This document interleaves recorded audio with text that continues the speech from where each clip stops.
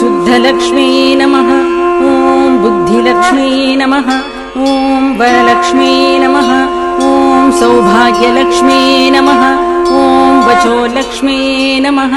ॐ काव्यलक्ष्मी नमः। ॐ गानलक्ष्मी नमः। ॐ शृङ्गारलक्ष्मी नमः। ॐ धनलक्ष्मी नमः। ॐ धान्यलक्ष्मी नमः। ॐ धरालक्ष्मी नमः। ॐ अष्टैश्वर्यलक्ष्मी नमः।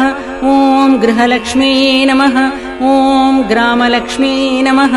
ॐ राज्यलक्ष्मी नमः। ॐ साम्राज्यलक्ष्मी नमः।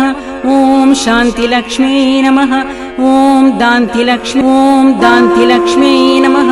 ॐ शान्तिलक्ष्मी नमः। ॐ आत्मानन्दलक्ष्मी नमः। ॐ सत्यलक्ष्मी नमः। ॐ दयालक्ष्मी नमः। ॐ सौभाग्यलक्ष्मी नमः। ॐ शुद्धलक्ष्मी नमः। ॐ बुद्धिलक्ष्मी नमः। ॐ वरलक्ष्मी नमः। ॐ सौभाग्यलक्ष्मी नमः। ॐ वचोलक्ष्मी नमः। ॐ काव्यलक्ष्मी नमः। ॐ गानलक्ष्मी नमः। ॐ शृङ्गारलक्ष्मी नमः। ॐ धनलक्ष्मी नमः।